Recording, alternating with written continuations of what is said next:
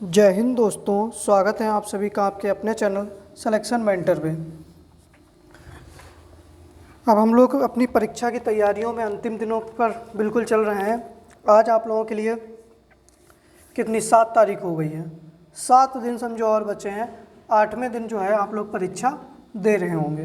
तो भैया आप लोग जो है अपनी तैयारियों पे बिल्कुल धार लगा लीजिएगा, बहुत मेहनत करके।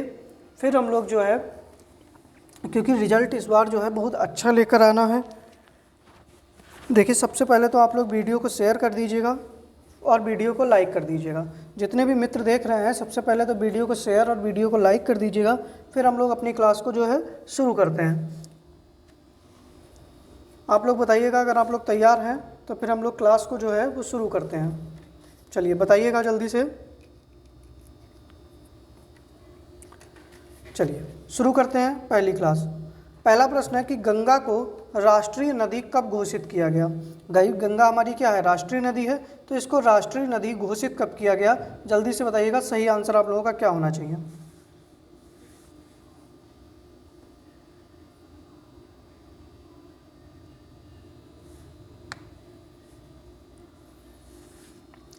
तो देखिएगा 18 मई 2010 को क्या बनाया गया, तो राष्ट्रीय जलीय जीव, कौन सा, राष्ट्रीय जलीय जीव घोषित किया गया। और भारत का राष्ट्रीय जलीय जीव कौन सा है, बताइएगा आप लोग। भारत का राष्ट्रीय जलीय जीव कौन सा है, तो डॉल्फिन है। कौन सी है, डॉल्फिन है। और वो कब घोषित किया गया, 18 मई 2010 को। और अक्टूबर 2010 में राष्ट्रीय विरासत पशु घोषित किया गया। क्या घोषित किया गया, राष्ट्रीय विरासत पशु। और ये राष्ट्रीय विरासत पशु हमारा क्या है, तो हाथी है।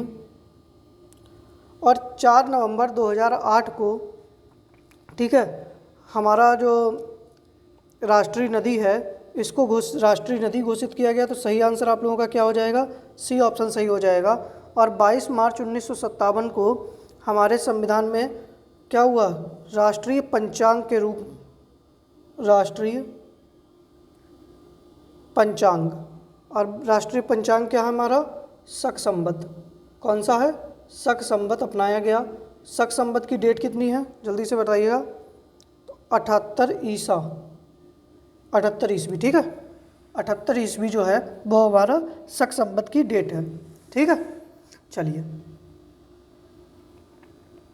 अच्छा आप लोगों से एक प्रश्न और है, हमारा जो राष्ट्रीय ध्वज है वो कब अपनाया गया। राष्ट्रीय ध्वज जो है वो कब अपनाया गया,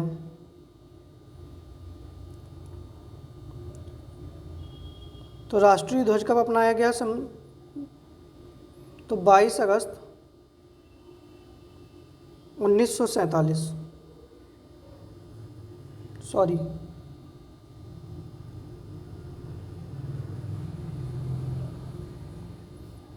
22 जुलाई को, ठीक है। 22 जुलाई 1947 को अपनाया गया, ठीक है। चलिए, पहले प्रश्न का सी आंसर आप लोगों का सही हो जाएगा। आगे बढ़ते हैं अगले प्रश्न के ऊपर, ठीक है। चाहिए तो स्क्रीनशॉट रख लीजिएगा आप लोग इसका एक। अगले प्रश्न के ऊपर बढ़ते हैं। अगला प्रश्न है कि संयुक्त राष्ट्र बाल कोष का मुख्यालय कहाँ स्थित है, चलिए बताइएगा। यूनिसेफ, ठीक है। संयुक्त राष्ट्र बाल कोष की फुल फॉर्म क्या है, मतलब यूनिसेफ इसको शॉर्ट फॉर्म में कहते हैं। अब बताइएगा इसका मुख्यालय कहाँ पर है। तो देखिएगा, जिनेवा के अंदर कौन कौन से मुख्यालय हैं। अंतर्राष्ट्रीय श्रम संघ ILO का है, WHO का है, ठीक है, WTO का है, वर्ल्ड ट्रेड ऑर्गेनाइजेशन का है, WMO का है, मतलब विश्व मौसम विज्ञान केंद्र का भी यहीं पर है, ठीक है। न्यूयॉर्क में किसका है, तो देखिएगा न्यूयॉर्क में एक तो आपका किसका हो जाता है, IMF का, और दूसरा किसका है, यूनिसेफ का। सेकेंड प्रश्न का बी आंसर आपका सही हो जाएगा, ठीक है। वियना में किसका है, जल्दी से बताइएगा। वियना में किसका है, तो वियना में आपका है, वियना राजधानी किसकी है, ऑस्ट्रिया की। और यहाँ पर है अंतर्राष्ट्रीय परमाणु ऊर्जा केंद्र, IAEA, ठीक है। इसका है। ओपेक का हेडक्वार्टर कहाँ पर है? तो यहीं पर है, ऑस्ट्रिया के अंदर ही है। ठीक है, मतलब वियना में है। ठीक है, इसको भी आप लोग ध्यान रखिएगा। और एक है अफ्रीकी संघ। किसका? अफ्रीकी संघ जो है, इसका भी हेडक्वार्टर जो है वो आपका कहाँ पर है? जिनेवा के अंदर है, सॉरी वियना के अंदर है। अगला ऑप्शन है लियोन। लियोन कहाँ पर है? फ्रांस में। यहाँ पर किसका मुख्यालय है? तो लियोन में जो है वो इंटरपोल का मुख्यालय है। किसका? इंटरपोल का मुख्यालय कहाँ पर है? तो लियोन फ्रांस में है। चलिए ठीक है, तो इसका आंसर क्या हो जाएगा? बी ऑप्शन सही हो जाएगा। मैं आपसे पूछ रहा हूँ, बताइएगा राष्ट्रमंडल खेल जो है उनका मुख्यालय कहाँ पर है? बताइएगा राष्ट्रमंडल खेल जो होते हैं उनका मुख्यालय कहाँ पर है? चलिए आगे बढ़ते हैं अगले प्रश्न के ऊपर। अगला प्रश्न है कि युवा तुर्क के नाम से किसे जाना जाता था? बाल गंगाधर तिलक, यतीन्द्र मोहन सेन गुप्ता, चंद्रशेखर आज़ाद, भगत सिंह। बताइएगा।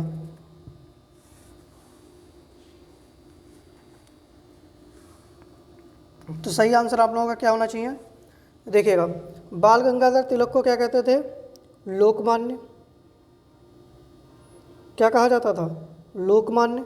यतीन्द्र मोहन सेन गुप्ता को क्या कहा जाता था? देशप्रिय। देशप्रिय। ठीक है। चंद्रशेखर आज़ाद जो थे इनको युवा तुर्क कहा जाता था। और शहीद भगत सिंह को क्या कहा जाता था? शहीद आजम। ठीक है, ये इन लोगों के उपनाम थे, ध्यान रखिएगा आप लोग।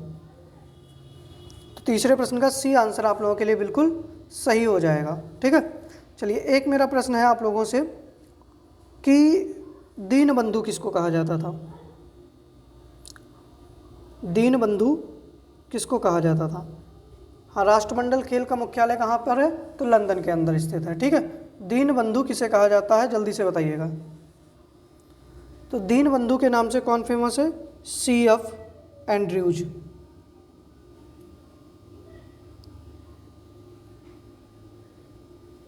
ठीक है, C.F. एंड्रयूज जो है इनको दीनबंधु कहा जाता है। चलिए आगे बढ़ते हैं अगले प्रश्न के ऊपर। तीसरे प्रश्न का सी आंसर सही हो जाएगा। अगला प्रश्न है कि राष्ट्रीय प्रौद्योगिकी दिवस कब मनाया जाता है? बताइएगा। और अगर चारों पता है तो चारों बता दीजिएगा। राष्ट्रीय प्रौद्योगिकी दिवस कब मनाया जाता है? जल्दी से बताइएगा।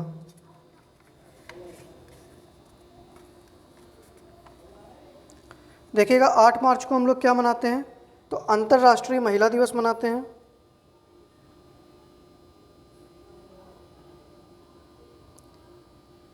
अंतर्राष्ट्रीय महिला दिवस। ठीक है, और 21 अप्रैल को हम लोग क्या मनाते हैं? जल्दी से बताइएगा। तो 21 अप्रैल को भारतीय सिविल सेवा दिवस मनाया जाता है।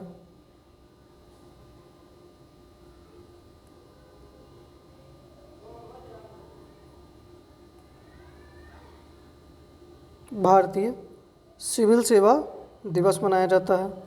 11 मई को हम लोग राष्ट्रीय प्रौद्योगिकी दिवस मनाते हैं। और 21 सितंबर को क्या मनाते हैं? जल्दी से बताइएगा। तो अंतर्राष्ट्रीय शांति दिवस। क्या मनाते हैं? अंतर्राष्ट्रीय शांति दिवस मनाते हैं। ठीक है, चौथे प्रश्न का आपका सही आंसर क्या हो जाएगा? सी ऑप्शन सही हो जाएगा। स्क्रीनशॉट ले लीजिएगा। आगे बढ़ते हैं। चलिए अगले प्रश्न के ऊपर बढ़ते हैं कि भारतीय महिला बैंक की प्रथम अध्यक्ष कौन थी? उषा अनंत सुब्रमण्यम, दीपक संधू, प्रेमलता अग्रवाल, अमृता पटेल। तो देखिएगा, सबसे पहले तो जो भारतीय महिला बैंक थी ना, इसकी स्थापना कब हुई थी? तो 5 अगस्त 2013 को भारतीय महिला बैंक की स्थापना हुई। इसको नोट कर लीजिएगा, को स्थापना। ठीक है, बाद में क्या हुआ? 1 अप्रैल 2017 को स्टेट बैंक में इसका क्या कर दिया गया? विलय कर दिया गया। स्टेट बैंक में विलय कर दिया गया। अब आप लोग बताइएगा कि भारतीय महिला बैंक की पहली अध्यक्ष कौन थी, जल्दी से बताइएगा।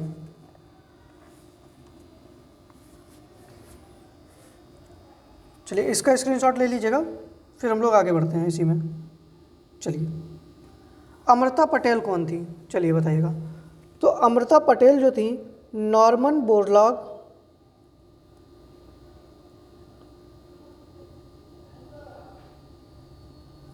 पुरस्कार जीतने वाली पहली महिला, पहली भारतीय महिला, ठीक है।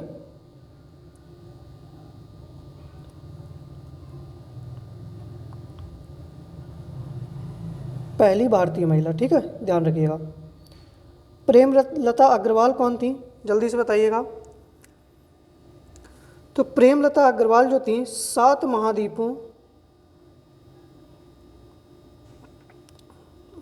महाद्वीपों के सर्वोच्च शिखरों पर चढ़ने वाली महिला, सर्वोच्च शिखरों पर चढ़ने वाली महिला।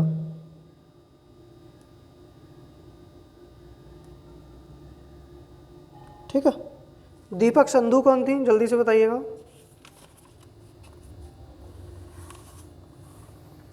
तो ये भारत की पहली मुख्य सूचना आयुक्त थी। कौन थी?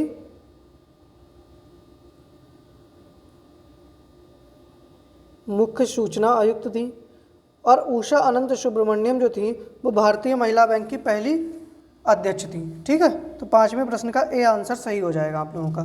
ठीक है, चलिए इसका स्क्रीनशॉट लीजिएगा, आगे बढ़ते हैं। देखिए जितने भी प्रश्न हैं इम्पॉर्टेंट है, कहीं से कॉपी नहीं है, कुछ छापे नहीं है, खुद से बना रहे हैं, तो आप लोग सबको नोट करते रहिएगा, अच्छे से पढ़िएगा। ठीक है, चलिए आगे बढ़ते हैं अगले प्रश्न के ऊपर। अगला प्रश्न है कि पोलैंड की संसद का नाम क्या है, चलिए बताइएगा। पोलैंड की संसद का नाम क्या है? सेज्म है, ड्यूमा है, जर्नल कोर्टस है, फोल कटिंग है।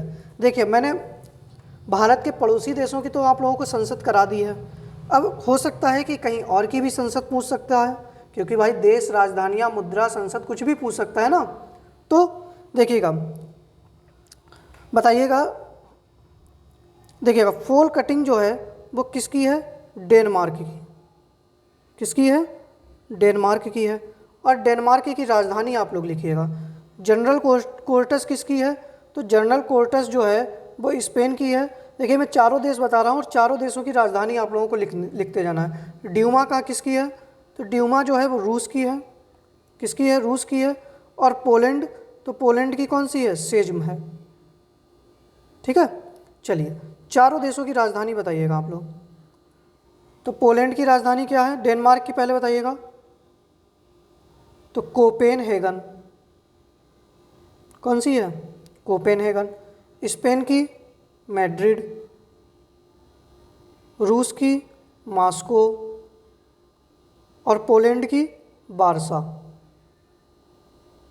ठीक है, चलिए अब इतना डिटेल में आप लोगों को बता रहा हूँ, उसके बाद भी अगर आप लोग वीडियो शेयर और लाइक ना करें तब तो फिर भैया बेकार ही बात है।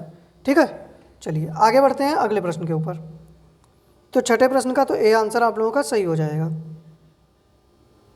स्क्रीनशॉट ले लीजिएगा, आगे बढ़ रहे हैं। अगला प्रश्न है कि जाम्बिया की राजधानी क्या है, बताइएगा। किगाली, डकार, बमाको या लुसाका, बताइएगा। सही आंसर आप लोगों का क्या होना चाहिए? जाम्बिया की राजधानी क्या है, सही आंसर बताइएगा जल्दी से, क्या हो जाएगा? तो देखिएगा बमाको जो है वो तो माली की राजधानी है, कई बार बताए हैं हम। ठीक है, और डकार भी हम लोग बताए हैं, तो ये सेनेगल की राजधानी है। कहाँ की है? सेनेगल की है। ठीक है, अब किगाली कहाँ की राजधानी है? तो रवांडा की है। कहाँ की है? रवांडा की है। और लुसाका जो है वो जाम्बिया की राजधानी है। कहाँ की? जाम्बिया की राजधानी है। अच्छा, रवांडा की मुद्रा क्या है? तो फ्रैंक है। क्या है? फ्रैंक है। सेनेगल की मुद्रा क्या है? तो यहाँ की भी फ्रैंक है। क्या है, फ्रैंक है। और माली की राज मुद्रा क्या है, तो माली की भी मुद्रा कौन सी है, फ्रैंक है। लेकिन जो जाम्बिया है, जाम्बिया की मुद्रा का नाम है क्वाचा। क्या नाम है, क्वाचा। ठीक है, तो आप इसको नोट कर लीजिएगा, स्क्रीनशॉट ले लीजिएगा।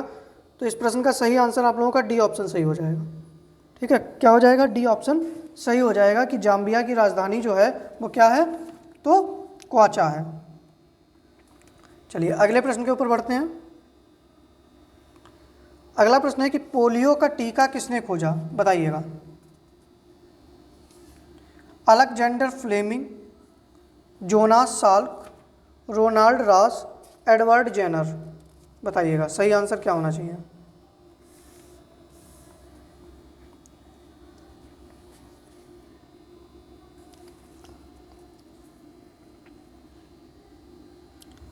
तो देखिएगा, अलेक्जेंडर फ्लेमिंग ने किसका टीका खोजा, तो पेनिसिलिन। किसकी खोज की, पेनिसिलिन की खोज की। पोलियो का टीका किसने खोजा, जोनास साल्क ने खोजा, बी ऑप्शन सही हो जाएगा। रोनाल्ड रास ने मलेरिया का टीका, मतलब मलेरिया परजीवी। ठीक है, और एडवर्ड जेनर ने किसको खोजा, तो चेचक का टीका। किसका, चेचक का टीका खोजा। ठीक है, चलिए स्क्रीनशॉट लीजिएगा इसका।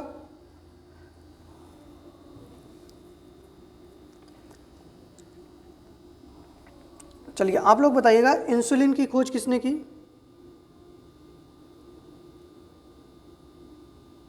ठीक है, इंसुलिन की खोज किसने की।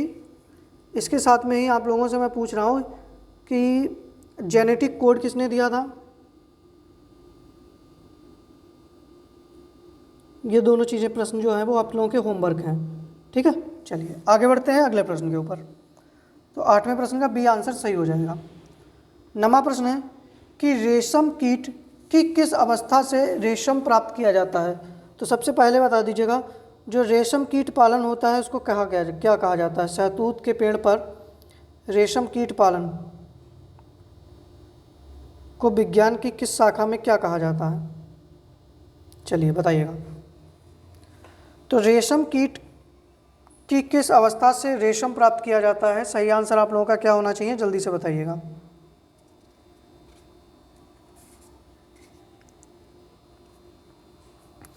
तो सही आंसर क्या हो जाएगा, लार्वा हो जाएगा। क्या हो जाएगा, लार्वा हो जाएगा।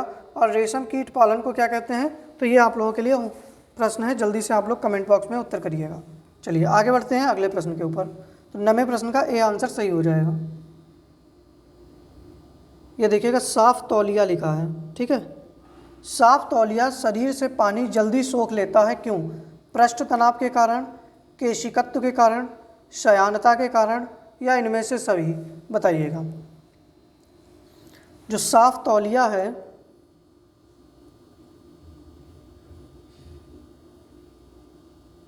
वो शरीर से पानी को जल्दी सोख लेता है, क्यों। पृष्ठ तनाव के कारण, केशिकत्व के कारण, शयानता के कारण, या इनमें से सभी। तो 10वें प्रश्न का सही आंसर आप लोगों का क्या हो जाएगा, बी ऑप्शन सही हो जाएगा। केशिकत्व के कारण जो होता है, तौलिया जो है वो शरीर से पानी को जल्दी सोख लेता है। ठीक है, चलिए आगे बढ़ते हैं अगले प्रश्न के ऊपर। अगला प्रश्न है कि निम्नलिखित में कौन सा रोग विषाणु से नहीं फैलता। स्वाइन फ्लू, चेचक, रेबीज, या कालाजार। बताइएगा। तो बताइएगा, जो रेबीज का टीका था वो किसने किया। चेचक का टीका तो मैंने बताया था, एडवर्ड जेनर ने। और जो रेबीज का टीका था वो किसने खोजा था, चलिए। रेबीज का टीका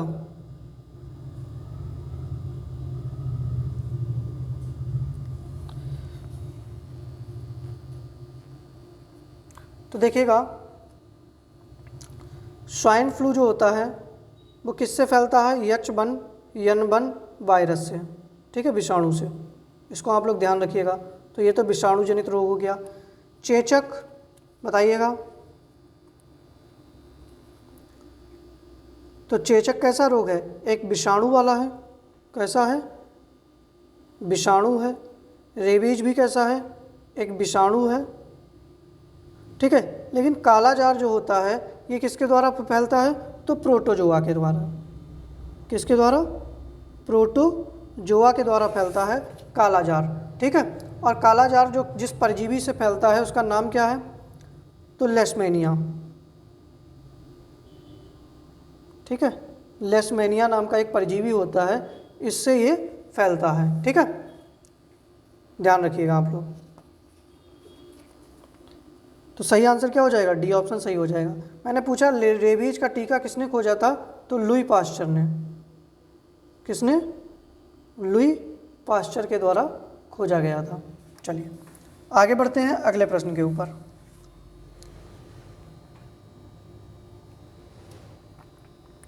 अगला प्रश्न है कि जिप्सम का रासायनिक नाम क्या होता है?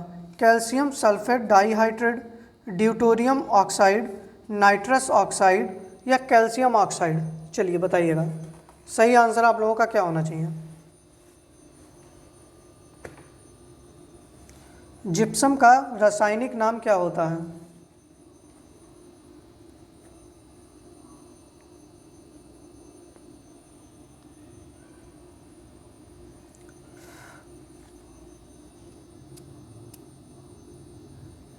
तो देखिएगा, जिप्सम का रासायनिक नाम होता है कैल्शियम सल्फेट डाइहाइड्रेट। क्या होता है? कैल्शियम सल्फेट डाइहाइड्रेट होता है। और इसका आप लोगों को से संगठन पूछ ले या मतलब इसका न्यूमेरिकल वैल्यू पूछ ले तो CaSO4 2H2O।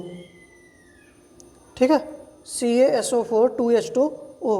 ड्यूटोरियम ऑक्साइड किसको कहते हैं? तो भारी जल जो होता है, किसको? भारी जल को कहते हैं। और इसका फार्मूला क्या होता है? तो D2O। नाइट्रस ऑक्साइड किसको कहते हैं? तो जो लाफिंग गैस होती है, कौन सी? हास्य गैस, इसको क्या कहते हैं? नाइट्रस ऑक्साइड कहते हैं। और इसका फार्मूला क्या होता है? तो N2O होता है। और कैल्शियम ऑक्साइड किसको कहते हैं? तो कैल्शियम ऑक्साइड जो होता है वो बिना बुझा चूना होता है। कौन सा? बिना बुझा चूना। और इसका अगर रासायनिक सूत्र पूछ ले तो CaO। ठीक है, CaO होता है। तो 12वें प्रश्न का ए आंसर आप लोगों का सही हो जाएगा। ठीक है, चलिए स्क्रीनशॉट लीजिएगा, फिर हम लोग आगे बढ़ते हैं।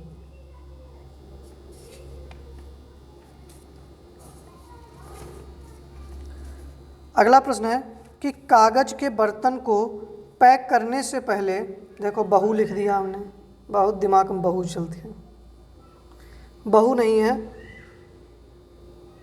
भूसे से। ठीक है, अथवा कागज में लपेटा जाता है।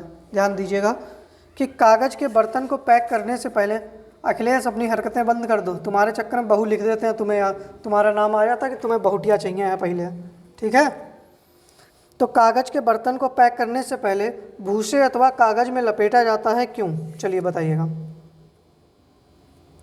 न्यूटन के प्रथम नियम के कारण, न्यूटन के द्वितीय नियम के कारण, न्यूटन के तृतीय नियम के कारण या न्यूटन के कोई नियम के कारण नहीं?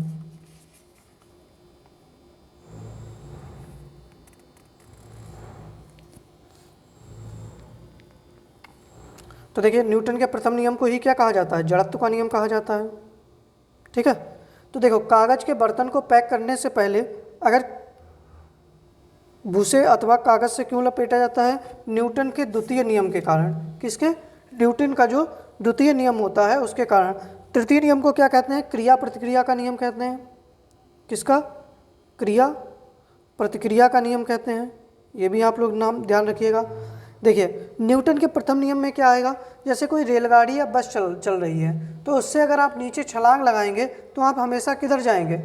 आगे की ओर व्यक्ति गिरेगा। कैसा गिरेगा? आगे की ओर गिरेगा। या आपसे पूछ ले कि बंदूक की गोली जब चलती है तो शीशे में गोल छेद हो जाता है, जबकि पत्थर मारने से टूट जाता है। ठीक है, तृतीय नियम क्या होता है? कि नाव को जमीन पर उतारते समय नाव का पीछे हटना। ठीक है, तो ये क्या हो जाता है? क्रिया प्रतिक्रिया का नियम हो जाता है। 13वें प्रश्न का बी आंसर आप लोगों का सही हो जाएगा। ठीक है, चलिए आगे बढ़ें अगले प्रश्न के ऊपर। अगला प्रश्न है कि निम्न में कौन सी रबी की फसल नहीं है? बताइएगा। गेहूं, सरसों, मटर, बाजरा।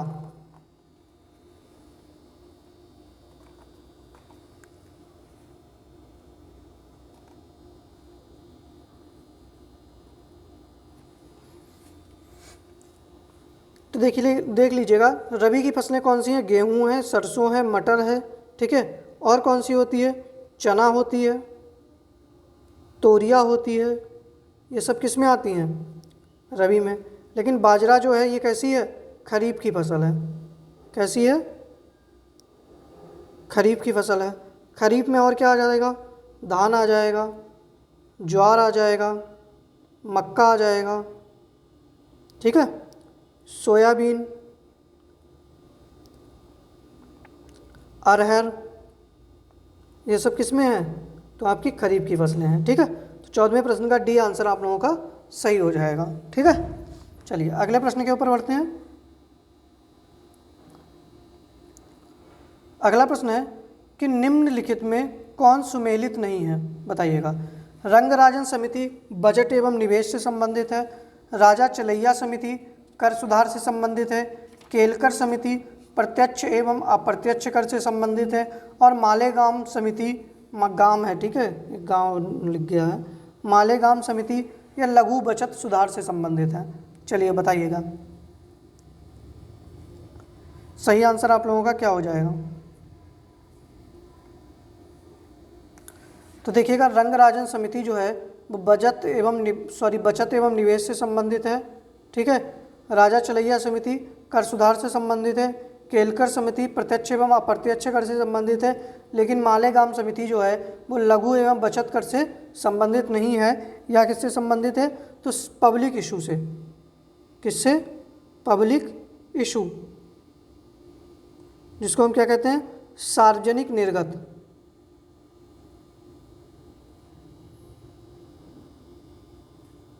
किससे संबंधित है? तो सार्वजनिक निर्गत से संबंधित है, ठीक है। चलिए, तो डी ऑप्शन इसका गलत हो जाएगा। चलिए आगे बढ़ते हैं अगले प्रश्न के ऊपर। अगला प्रश्न है कि प्रधानमंत्री सहज बिजली हर घर योजना की शुरुआत कब हुई?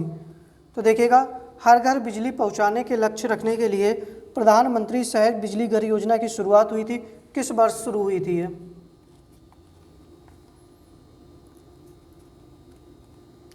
तो देखिएगा, 2019 में क्या शुरू हुआ? पीएम गति शक्ति। क्या? पीएम गति शक्ति योजना। 2019 में बताओ कोई। तो प्रधानमंत्री किसान सम्मान निधि।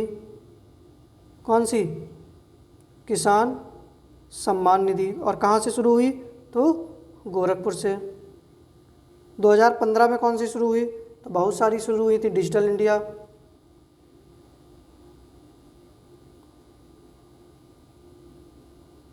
और 17 में इन्होंने क्या शुरू किया? तो प्रधानमंत्री सहज बिजली हर घर योजना शुरुआत की थी, ठीक है। तो 16वें प्रश्न का ए आंसर आप लोगों का सही हो जाएगा, ठीक है। चलिए आगे बढ़ते हैं अगले प्रश्न के ऊपर। अगला प्रश्न है कि मानव विकास सूचकांक किसके द्वारा प्रतिपादित किया गया? दादा भाई नौरोजी, डीटी लकड़वाला, महबूब उल हक या एस्थर डुप्लो? चलिए बताइएगा।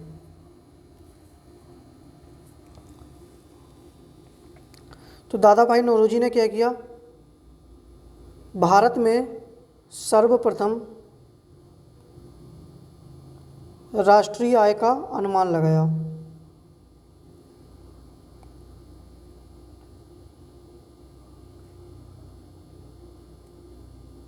आकलन किया, ठीक है, चाहे अनुमान लगाया। दूसरी चीज़, डीटी लकड़वाला, ये किससे संबंधित है? तो जो भारत में अनवरत योजना आई थी ना, रोलिंग प्लान, उसको भारत में किसने लागू करवाया था? तो डीटी लकड़वाला ने। और एस्थर डुप्लो जो हैं, इनको 2019 में अर्थशास्त्र का नोबेल दिया गया था। किसके साथ में? अभिजीत बनर्जी के साथ में। ये उन्हीं की पत्नी है। और महबूब उल हक जो पाकिस्तान के थे, इन्होंने क्या दिया था? मानव विकास सूचकांक जो है वो इन्हीं के द्वारा प्रस्तुत किया गया था, HDI 1990 में। महबूब उल हक और दूसरे कौन थे? भारत के कौन है? अमर्त्य सेन, ठीक है। इन दोनों लोगों ने मिलकर क्या दिया था? मानव विकास सूचकांक जो है वो प्रतिपादित किया था। बताइएगा, जो अमर्त्य सेन है इनको कब नोबेल पुरस्कार दिया गया था? चलिए आगे बढ़ते हैं, स्क्रीनशॉट ले लीजिएगा, फिर आगे बढ़ते हैं। अगला है कि किस संविधान संशोधन के तहत दिल्ली को राष्ट्रीय राजधानी क्षेत्र का दर्जा दिया गया? चलिए बताइएगा। 61वां संविधान संशोधन, 69वां संविधान संशोधन, 73वां संविधान संशोधन या 92वां संविधान संशोधन? सही आंसर आप लोगों का क्या होना चाहिए, जल्दी से बताइएगा। सही आंसर क्या हो जाएगा, जल्दी से बताइएगा। तो देखिएगा 61वें संविधान संशोधन के तहत क्या हुआ था, जल्दी से बताइएगा। तो देखिएगा 61वां जो संविधान संशोधन हुआ था, इसके तहत क्या हुआ था? तो देखिएगा कब आया था ये? 1989 में। क्या हुआ इसके तहत, मतलब 88 में पारित हुआ, 1989 में लागू हुआ। तो मतदान की आयु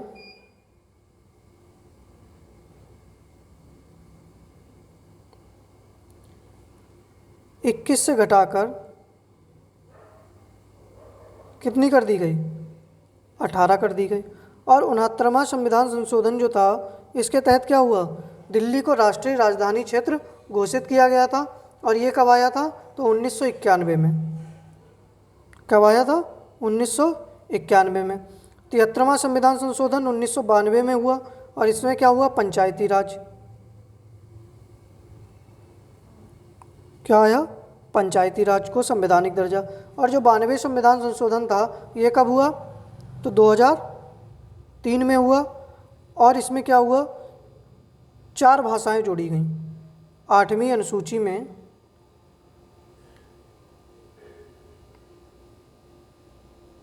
8वीं अनुसूची में भाषाएं 4 जोड़ी गई। कौन कौन सी? बोडो, डोगरी, ठीक है, मैथिली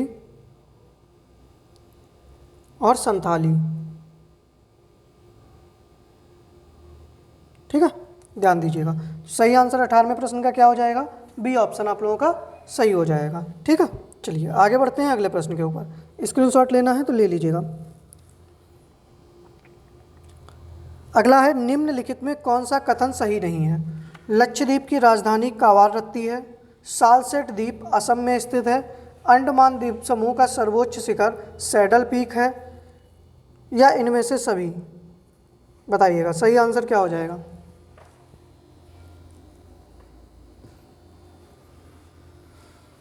तो देखिएगा, लक्षद्वीप की राजधानी कवारत्ती पर स्थित है, बिल्कुल सही बात है। सालसेट द्वीप असम में नहीं स्थित है, कहाँ पर स्थित है? महाराष्ट्र में। कहाँ स्थित है? महाराष्ट्र में स्थित है। और इसी सालसेट द्वीप के ऊपर कौन सा शहर स्थित है? तो मुंबई। कौन सा शहर स्थित है? मुंबई। अंडमान द्वीप समूह का सर्वोच्च शिखर सैडल पीक है। तो गलत कौन सा हो जाएगा? बी ऑप्शन आप लोगों का गलत हो जाएगा। ठीक है, चलिए, तो 19वें प्रश्न का बी आंसर सही है। आगे बढ़ते हैं। अगला प्रश्न है कि रेलवे सुरक्षा बल ने ट्रेनों से तस्करी रोकने के लिए निम्नलिखित में कौन सा अभियान चलाया है? तस्करी रोको अभियान, ऑपरेशन दीपमाला, ऑपरेशन स्वर्णिम चतुर्भुज, ऑपरेशन सतर्क। तो बताइएगा, सही आंसर आप लोगों का क्या हो जाएगा, जल्दी से बता दीजिएगा। तो क्या हो जाएगा? ऑपरेशन सतर्क। डी ऑप्शन सही हो जाएगा। कौन सा चलाया है? ऑपरेशन सतर्क चलाया है। ठीक है, चलिए आगे बढ़ते हैं अगले प्रश्न के ऊपर कि शीतकालीन ओलंपिक 2022 कहाँ आयोजित किए गए? इंग्लैंड, जापान, चीन, ऑस्ट्रेलिया। तो बताइएगा, शीतकालीन ओलंपिक। देखिए, जहाँ पर मुझे डिटेल बतानी थी वहाँ पर मैंने काफ़ी सारी डिटेल आपको बताई है। अब यहाँ मैं इसलिए जल्दी चल रहा हूँ कि यहाँ कुछ डिटेल आपको बतानी नहीं है। ठीक है, तो कहाँ हुए थे? बीजिंग में। और इंग्लैंड में कभी क्या हुए हैं? तो राष्ट्रमंडल खेल।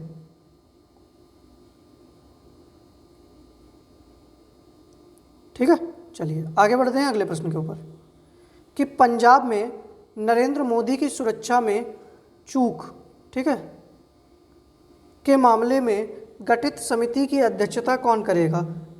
HL Dattu, NK Singh, Pinaki Chandra Ghosh, Indu Malhotra. तो बताइएगा कि पंजाब में जो नरेंद्र मोदी की सुरक्षा में चूक हुई थी, ठीक है, उस मामले में उनके लिए एक समिति गठित हुई थी। उस समिति की अध्यक्षता कौन कर रहा है? तो इंदु मल्होत्रा। कौन? इंदु मल्होत्रा। ठीक है, 22वें प्रश्न का डी आंसर सही हो जाएगा। आगे बढ़ते हैं अगले प्रश्न के ऊपर कि इंडिया स्कूल नहीं है स्किल है। आज बड़ा गलती हो गई, क्या बात भाई। इंडिया स्किल रिपोर्ट 2021 प्रतियोगिता में किस राज्य ने शीर्ष स्थान प्राप्त किया, बताइएगा। इंडिया स्किल रिपोर्ट है, ठीक है, बताइएगा। तो किसने शीर्ष स्थान हासिल किया, उड़ीसा के द्वारा। सेकंड स्थान पे कौन आया, तो महाराष्ट्र, ठीक है। चलिए 23वें प्रश्न का ए आंसर सही हो जाएगा। आगे बढ़ते हैं। अगला प्रश्न है कि वर्तमान में जहां हिमालय पर्वत स्थित है वहां कौन सा सागर स्थित था, अरब सागर, टेथिस सागर, भूमध्य सागर या अरल सागर, बताइएगा। सही आंसर आप लोगों का क्या होना चाहिए। तो सही आंसर क्या हो जाएगा, टेथिस सागर। कौन सा सागर स्थित था, टेथिस सागर स्थित था, ठीक है। चलिए अगला प्रश्न है कि गिब्सन मरुस्थल कहाँ स्थित है, ऑस्ट्रेलिया, अफ्रीका, एशिया, दक्षिण अमेरिका।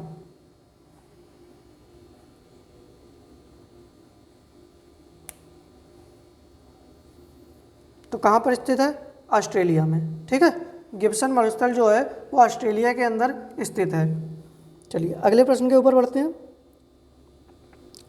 गुलाबी क्रांति किससे संबंधित है, मत्स्य उत्पादन, अंडा उत्पादन, झींगा उत्पादन, उर्वरक उत्पादन। तो देखिएगा मत्स्य उत्पादन से कौन सी क्रांति संबंधित है, नीली क्रांति, ठीक है। अंडा उत्पादन से रजत क्रांति, झींगा उत्पादन से गुलाबी क्रांति, उर्वरक उत्पादन से भूरी क्रांति, ठीक है। तो सही आंसर क्या हो जाएगा, सी ऑप्शन आप लोगों का सही हो जाएगा। मैंने दो प्रश्न आप लोगों से पूछ रखे हैं, एक इंसुलिन वाला, एक और मैंने पूछा था, वो दोनों के आंसर आप लोगों को कमेंट बॉक्स में करने हैं बाद में। आगे बढ़ते हैं कि भूटान की सीमा किस राज्य से नहीं लगती है, चलिए बताइएगा। तो देखिएगा भूटान की सीमा कितनी लगती है, 699 किलोमीटर लगती है। भारत के साथ कितनी लगती है, 699 किलोमीटर। भूटान की राजधानी थिम्पू, ठीक है।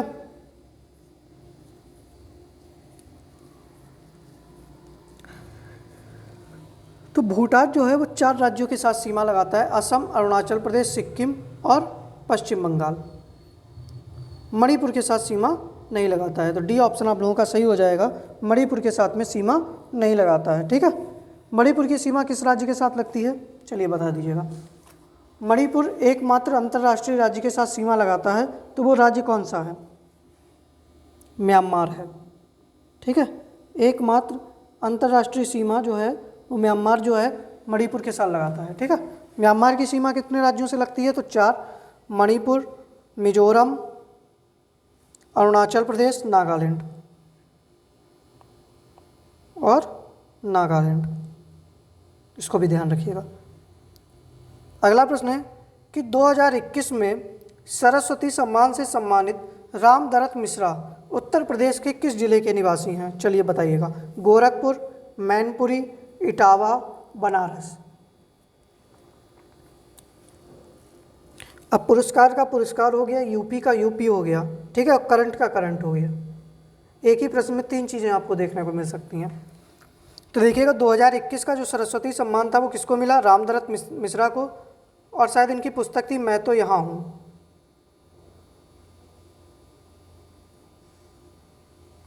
ठीक है। ये कहाँ के निवासी हैं, गोरखपुर के। कहाँ के, गोरखपुर में। मैनपुरी की कौन है, तो गीतांजलि श्री, जिनको क्या मिला है, अभी बुकर पुरस्कार मिला है, इनकी पुस्तक रेत समाधि। कौन सी है, रेत समाधि। और मैनपुरी में ही क्या है, जनरल बिपिन रावत के नाम पर एक सैनिक स्कूल का नाम चेंज कर दिया गया, ठीक है। इसको भी आप लोग याद रखिएगा। 28वें प्रश्न का ए आंसर सही हो जाएगा। अगला प्रश्न है कि मुरलेन नेशनल पार्क जो है वो कहाँ स्थित है, बताइएगा। त्रिपुरा, मेघालय, मिजोरम या तमिलनाडु।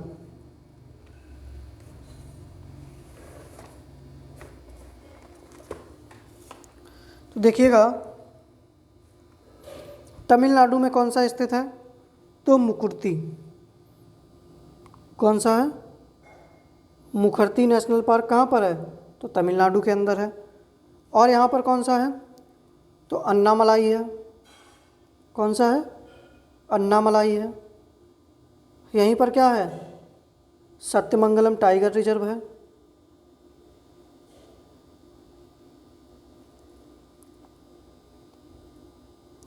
ठीक है। मिजोरम में आप लोगों का क्या है? तो मिजोरम में फावंगपुई नेशनल पार्क है। ठीक है। मेघालय में कौन सा है? तो नोकरेक है। कौन सा है? नोकरेक रिज नेशनल पार्क है। और मेघालय में ही एक और है जिसका नाम है बाल पखराम।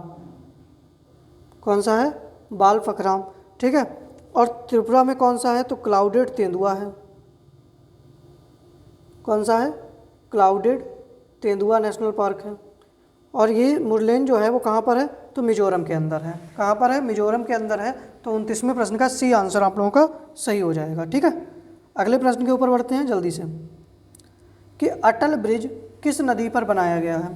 तापी, चिनाब, साबरमती, नर्मदा। बताइएगा सही आंसर आप लोगों का क्या होना चाहिए। तो देखिएगा जो अटल ब्रिज है वो साबरमती नदी पर बनाया गया है। और कहाँ पर? तो अहमदाबाद में। कहाँ पर? अहमदाबाद के अंदर। ठीक है। चलिए अगले प्रश्न के ऊपर बढ़ते हैं कि अगस्त माह में नीति आयोग के द्वारा सर्वश्रेष्ठ आकांक्षी जिला घोषित किया गया। हरिद्वार, वाराणसी, चंदौली या गंजम।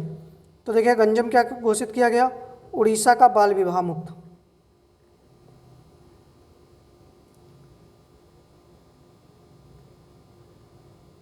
ठीक है। और हरिद्वार कैसा है? तो सर्वश्रेष्ठ आकांक्षी जिला घोषित किया गया है। तो 31वें प्रश्न का ए आंसर सही हो जाएगा। अगला प्रश्न है कि 17वां प्रवासी भारतीय दिवस 2023 कहाँ आयोजित किया जाएगा? नई दिल्ली, इंदौर, वाराणसी, अहमदाबाद। तो बताइएगा 32वें प्रश्न का सही आंसर आप लोगों का क्या होना चाहिए।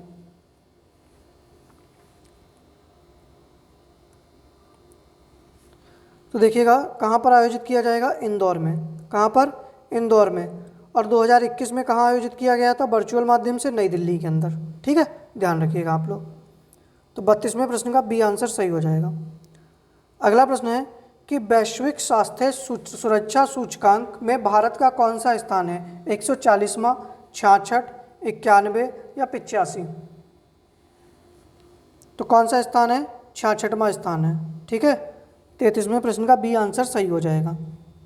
आगे बढ़ते हैं कि कुरील द्वीप विवाद किन दो देशों के मध्य है? बहुत चर्चा में रहा है। जापान और रूस के मध्य, उत्तर कोरिया और दक्षिण कोरिया के मध्य, यूक्रेन और रूस के मध्य, अमेरिका और उत्तर कोरिया के मध्य। तो बताइएगा सही आंसर आप लोगों का क्या होना चाहिए। तो कुरील द्वीप विवाद जो है वो जापान और रूस के मध्य है। 34वें प्रश्न का ए आंसर सही हो जाएगा। ठीक है। चलिए आगे बढ़ते हैं अगले प्रश्न के ऊपर। अगला है कि बुमुचू त्योहार कहाँ मनाया जाता है? सिक्किम, केरल, मेघालय, मिजोरम। तो देखिएगा मिजोरम में क्या मनाया जाता है? चपचार कुट। कौन सा? चपचार कुट त्यौहार मनाया जाता है। ठीक है। बुमुचू त्यौहार जो है वो सिक्किम में मनाया जाता है। कहाँ पर? ए आंसर सही हो जाएगा, सिक्किम में मनाया जाता है। ठीक है। तो 35वें प्रश्न का ए आंसर सही हो जाएगा। चलिए ये हमारे आज के थे 35 प्रश्न। उम्मीद कर रहे हैं कि आप लोगों को ये सारे प्रश्न जो हैं वो पसंद आए होंगे।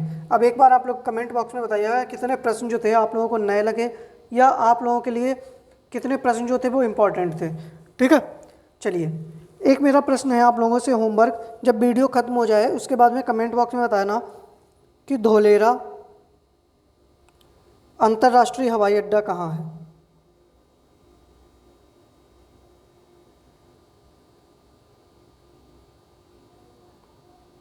चलिए बताइएगा धौलेरा अंतर्राष्ट्रीय हवाई अड्डा किस राज्य में स्थित है। ठीक है, बाकी देखिए सभी लोगों से निवेदन है कि वीडियो लाइक कर दीजिएगा और वीडियो को शेयर कर दीजिएगा। बाकी हम लोग कल मिलते हैं शाम को 7:15 वाली क्लास में। इसी तरीके से अब हम लोग जीएस की ही प्रैक्टिस करेंगे। आप लोग अच्छे से पढ़िएगा, ध्यान दीजिएगा, ज़्यादा बिना टेंशन के मेहनत से पढ़ते रहिएगा। ठीक है, तो मिलते हैं कल शाम को 7:15 वाली क्लास में। जय हिंद।